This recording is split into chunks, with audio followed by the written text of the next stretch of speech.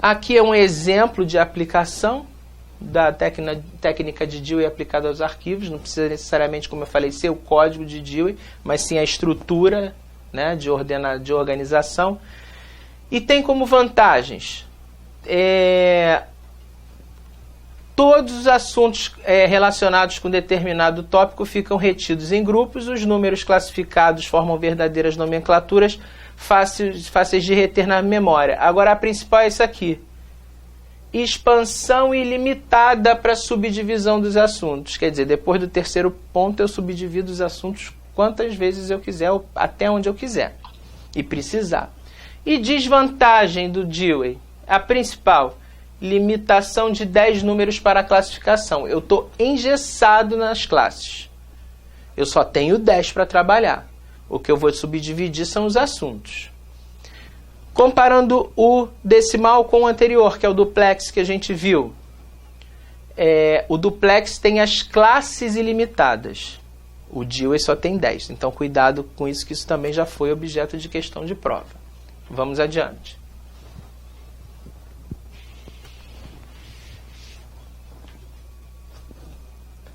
O terceiro método numérico dos ideográficos, ainda estou nos métodos básicos, é o método chamado unitermo, ou indexação coordenada. A base dele é a analogia. Em que sentido? Eu comparo algumas informações para trabalhar com ele.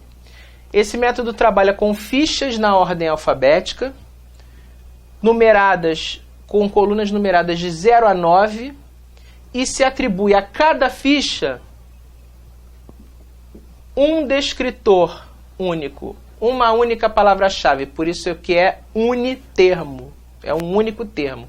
Então eu vou falar para vocês que para cada assunto eu tenho uma ficha com 10 colunas, e dentro dessas colunas eu tenho o número dos documentos que tratam desse assunto.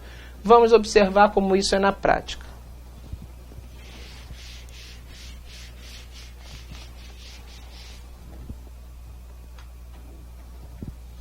Então, eu tenho aqui duas fichas. Eu tenho a ficha arquivologia. Então, meu descritor, minha palavra-chave, meu termo único é arquivologia. Aqui eu tenho as colunas de 0 a 9. Qual é a das colunas, professor, na ficha? Terminação numérica. Então, o 10 e o 30 vão estar na coluna 0 porque terminam em 0. O 4 e o 54 na coluna 4 porque terminam em 4. O 16 e o 36 na coluna 6 porque terminam em 6. Isso sucessivamente.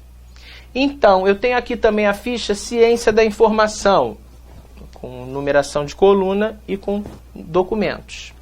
Então, o que eu posso afirmar a partir do que vocês estão vendo aqui? Que todos esses documentos aqui foram indexados pelo termo arquivologia, tratam do assunto arquivologia. Todos esses termos aqui tratam de ciência da informação. Então eu tenho uma ficha lá: biblioteconomia, gastronomia, zoologia, astrologia. Cada assunto tem uma ficha específica com essas 10 colunas e contém os números dos documentos que tratam desses assuntos. E aí, dica, né? Dica não, diria mais, pulo do gato para vocês. Como é que isso vai cair na prova para a gente, professor? Assim.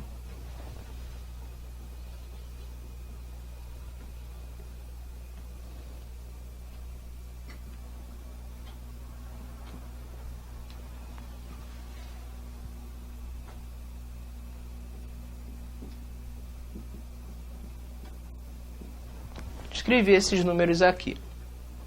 Então é assim que vai cair na prova. A questão vai vir falando sobre o método unitermo, tal, para que serve e tudo.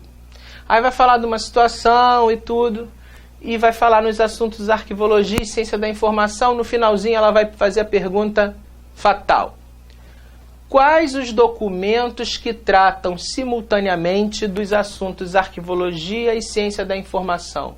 O que você imediatamente vai ter que fazer?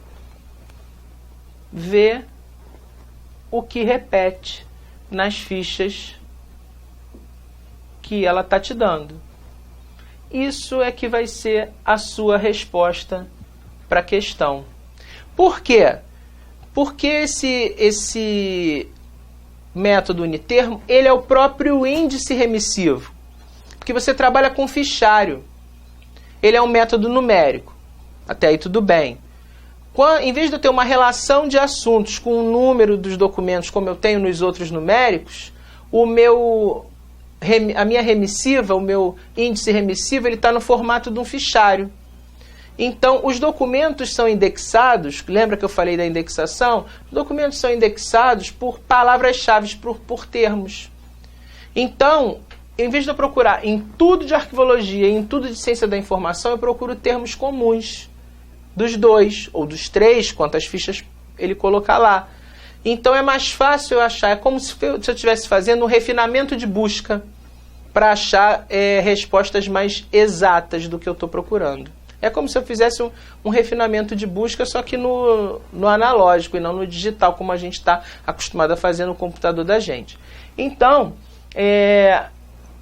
os documentos são indexados por mais de um termo nos sistemas. Mas na hora da remissiva, cada ficha tem um termo. Então eu tenho que olhar todas as palavras-chave que eu quero, e aí eu vou ver se tem os documentos que repetem.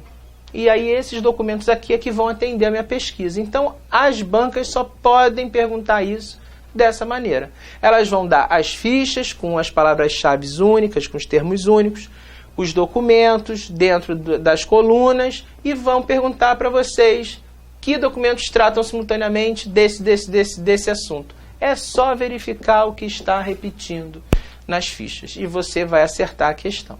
Então só pode perguntar dessa maneira, a não ser que ela pergunte características, mas se ela quiser montar um esquema para te dizer que esses documentos falam simultaneamente dos assuntos, aí você vai trabalhar com isso. Mas é essa linha de raciocínio que você tem que seguir para acertar a questão.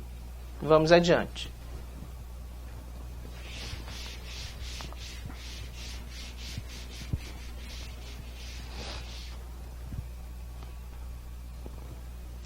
Aí terminamos os básicos, vamos aos padronizados, métodos padronizados.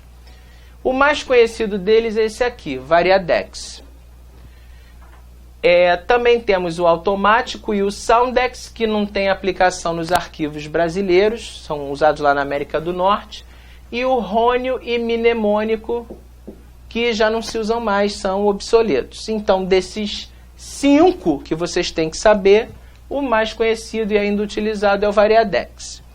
Então, o que o Variadex faz? Como ele trabalha? Ele utiliza a variante alfabética, quer dizer, ordenação alfabética, introduzindo cores como elementos auxiliares. Então, ele é esquematizado da seguinte maneira. 5, sempre. 5 subdivisões do alfabeto, das letras do alfabeto de A a Z, que não necessariamente essas daqui, isso aqui é só um exemplo, tá? Não é que é dessa maneira, é engessado, é padronizado, como o nome diz, dessa maneira. Eu tenho que ter 5 grupos de subdivisões do alfabeto de A a Z. Não precisa, mais uma vez, ser necessariamente essa que está aqui. E a cada grupo de letras, eu atribuo uma cor. Porque eu vou trabalhar da seguinte forma. Eu vou usar a ordenação alfabética e vou atribuir cor no sentido de dar cor à pasta dos meus clientes no arquivo. Então, nesse sentido, eu vou, pela cor, saber onde está a pasta do meu cliente, né, para poder localizá-la. Só que o que acontece? O Variadex vai alfabetar as pastas normalmente, usando aquelas regras que a gente viu anteriormente. Só que a cor, a letra que vai determinar a cor da pasta do cliente, não é atrelada ao sobrenome, mas não é a primeira letra do sobrenome, e sim a segunda letra do sobrenome. Esta segunda letra do sobrenome é que designa a cor da pasta do cliente. Então vamos lá, a partir desse esquema, ver isso, como é que funciona. Eu tenho aqui Pedro Catuzzi. Eu vou ordenar Catuzzi, Pedro, conforme as regras de alfabetação normais. Mas o meu A, que está aqui em negrito, é que vai determinar que a cor da pasta do Pedro é laranja, como está aqui. Mário Félix. Félix Mário. A segunda letra é o E.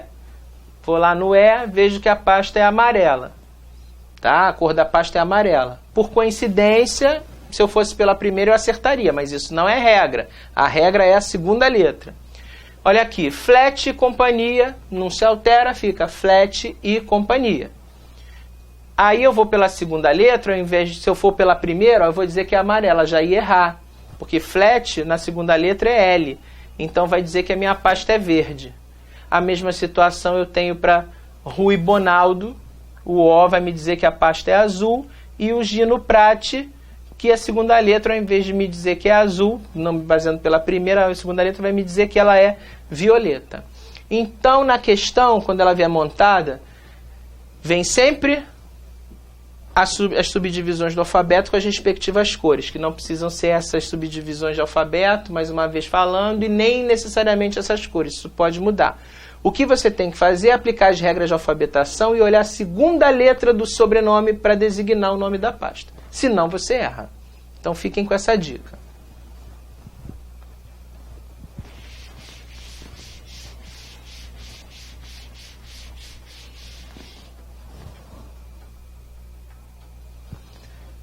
Um outro método de arquivamento, que não é nem básico nem padronizado, ele é separado e que quase não se usa hoje em dia mais, é o alfanumérico. O alfanumérico ele não é nem básico nem padronizado. Tá? Os mais utilizados são alfabético e numérico. O alfanumérico é meio complicadinho, né? Mas ele ainda existe como método de arquivamento, tem que ser mencionado, porque se perguntarem na prova vocês sabem as características dele, que eu vou passar aqui para vocês. Então, ele não é considerado nem básico nem padronizado. Isso é uma característica. E a sua aplicação independe de equipamentos e acessórios especiais. Esse método vai trabalhar com uma tabela construída com divisões do alfabeto, previamente planejadas, então não tem um padrão, o arquivista que vai planejar na hora, e são numeradas em ordem sequente, em ordem crescente. O que vocês podem saber dele, se perguntarem na prova? Não é nem básico nem padronizado, e ele também pode ser chamado de semi-indireto. Perdão, semidireto. Ele não é direto nem indireto, é semidireto. É um apelido do alfanumérico, uma característica. Ele é semidireto. Ele não é totalmente direto, porque ele usa letras e números, então a nomenclatura é semidireto. E que ele não é nem básico, nem padronizado.